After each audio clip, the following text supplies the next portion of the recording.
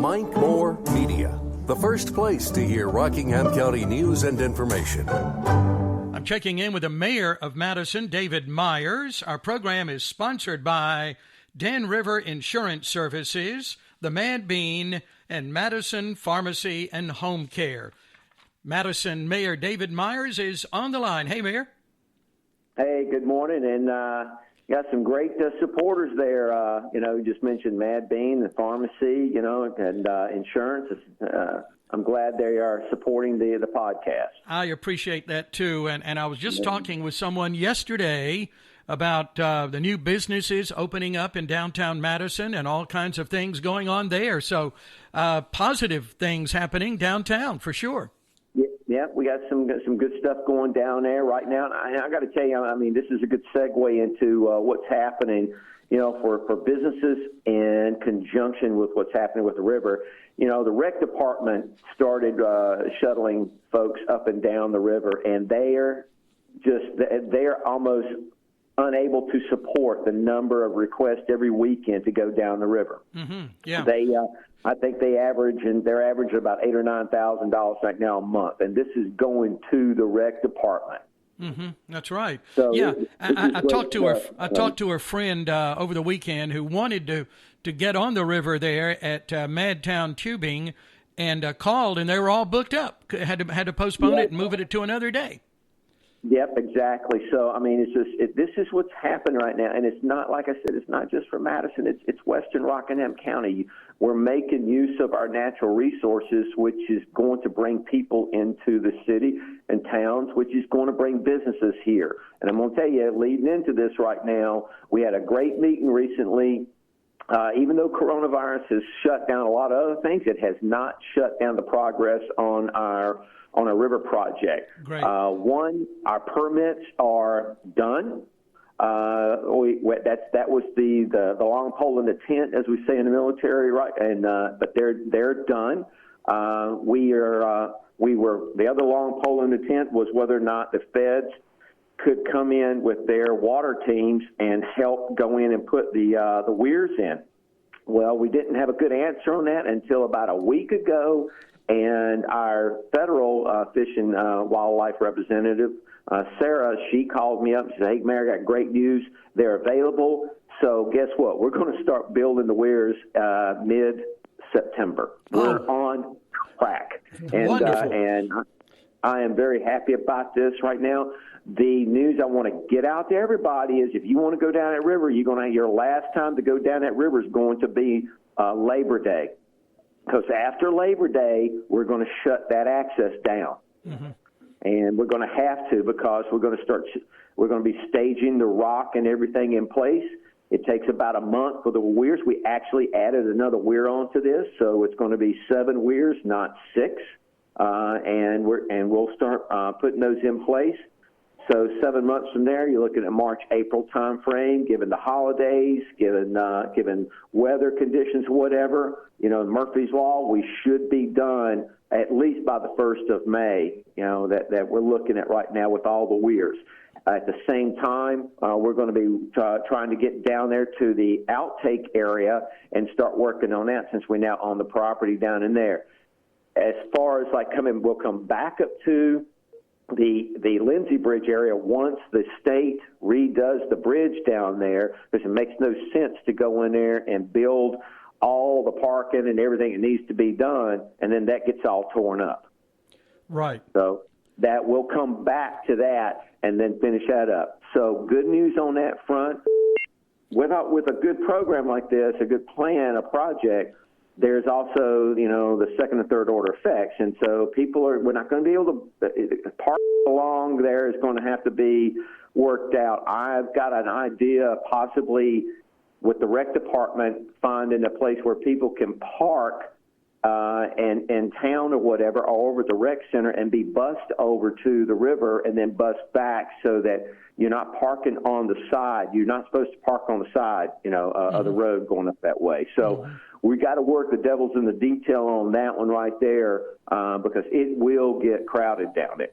The other thing I want to talk about with that river is because we are in the coronavirus. We are in phase 2 until September the 11th, which means you cannot gather, more than 10 people at a grouping down there. And I've noticed, and I know it's hot. I know that. But they have to social distance down there. If our police see groups of 10 or more all huddled together and everything else, they're going to be asked to leave. Mm-hmm. So please, your listeners need to respect. I know that we get a lot of people that visit from outside the state, but we want to be able to keep this going, and through the rest of August, and like I said, till that Monday of Labor Day after that. So, anyways, great news. And tomorrow, I'm going with my manager, Kevin Bone, and we're heading down to Raleigh and meeting with the Director of Parks and Recreation and some other leadership and getting more funding for this. We're going to brief them up and we're going to get more funding for it. This is wonderful news on many levels. Thank you for the good news, Mayor. No, it is. Thank you. Welcome. I mean, this is really good right now. I mean, with all you look at coronavirus, and I'm gonna tell you, this is recreation. This is getting people outside. You know how I am about that. So this is good news with respect to sales of kayaks and canoes, and for the rec department.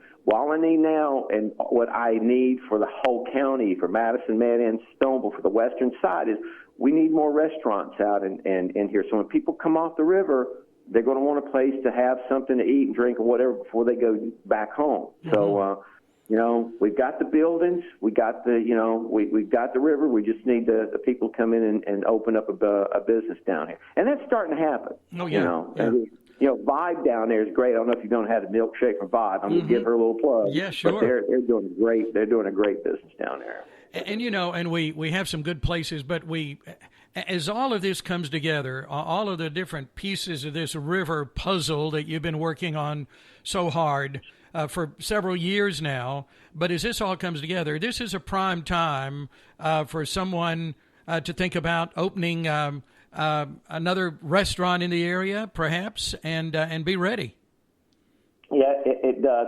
And you mentioned several years. Well, it has been a little while, but not that long. I mean, the feds when we had the last meeting in the state, they said they've never seen a project move this fast. We're talking, we would not be this close. They have projects taking them 10 and 15 years. We're going to be pretty much done with this inside of 5. Okay, 5 years.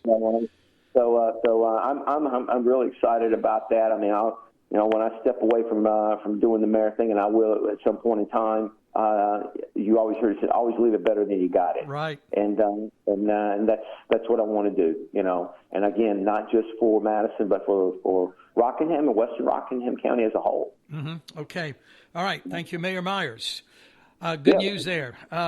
Let's talk about something that we're hearing more and more about in the news, and that's defunding police departments. And I know where you stand on that, but let's get your input on that, please. Well, I'm glad we're talking about that, because I want to make it very, very clear, without a shadow of a doubt. They need to hear this from me. Yeah. Not on my watch. I will not defund this police department on my watch.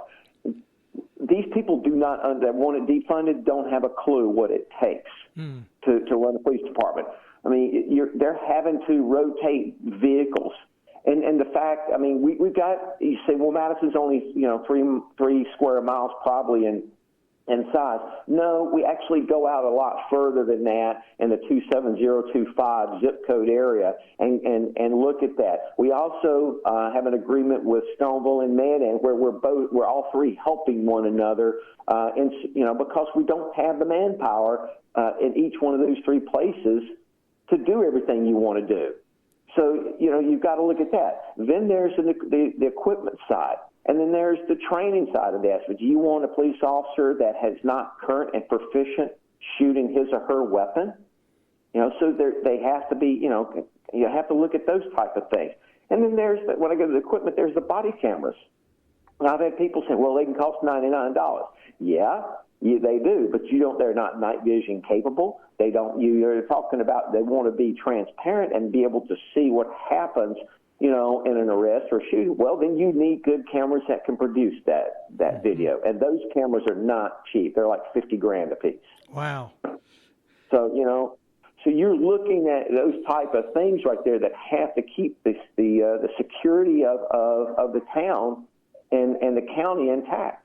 And so, you know, I'm a military person, you know, from you know that. We protect and serve the United States of America. That's what I did for 32 years. And these officers, and when my son was one of them, is out there protecting and serving the communities at large. And it takes funding, not defunding. So. Well said, Mayor, and I agree with you 100%. I mean, they're out there on the front line for us every day, and we need to support them whenever and however we can. Yeah, absolutely. I mean, the mayors and I, we meet like once a quarter. We slow down a little bit in the summertime, but we got a meeting Monday night and where we huddle together. And we're talking. This is going to be a topic, you know, we're going to talk about. But for Madison, for the citizens listening to this podcast, not on my watch. I am not defunding. We hear you. We hear you loud and clear. Okay. And the Madison Police Department, that great team, hears you loud and clear as well. Yeah, they're a great team. I mean, I bring them in on on the major holidays. You know, when I did this when I was an officer. You know, you look at your troops. You know, officers sleep last, they eat last. Okay, and I try to bring them in here when for Easter, for July the 4th, for Labor Day, for and share my home and my family and the food I lay out for those officers that are out there working because they can't be with theirs on that day. Yeah. So, very important. They're doing it. It's very important. And I've been in combat a lot in my lifetime. And until you've had to pull a trigger, you don't know what it's like for that split second that you've got to make it. Now, granted, I've dropped a lot of bombs, and they used to tell us, hey, when you hit the pickle button, you bought the bomb. Mm-hmm. Okay? And you have got to know, and you've got to make that decision very quickly based on all the elements that are coming at you, assess and determine and then release. Yeah. Anyways, I think it's important. While I stand by the fact that I don't like what happened to George Floyd, okay, he did die in a very tragic and unnecessary death by an officer that wasn't doing his job correctly. Mm-hmm. But that is not indicative of all police officers that are out there. That's right. By no means. I've had bad Marines that but it doesn't mean though that all officers are not doing their job. The majority, I'd say 99% of them are doing their job. Mm-hmm. And they're dedicated. They're very much dedicated. Doing it right. I just think it's important that we use this platform, and this is not this is not politics. It's just I look at everybody else. I've had Marine generals that I've served with have come out and said the exact same thing. Mm-hmm. Okay, that I'm saying right now. We've got to look at I understand that there are things that need to be looked at, and that's okay. I mean, when I had command, the first thing you always do when you take command is you look at the standard operating procedures of the command, and see if everything is being run right or not. So there's nothing wrong with that. But to turn around and take a knee-jerk reaction and go, just like they did in Seattle and what's happening in Chicago and now we're going to defund the police. Well, who are you going to call? Yeah, that's right. Yeah. Anyway, not a good situation. Yeah.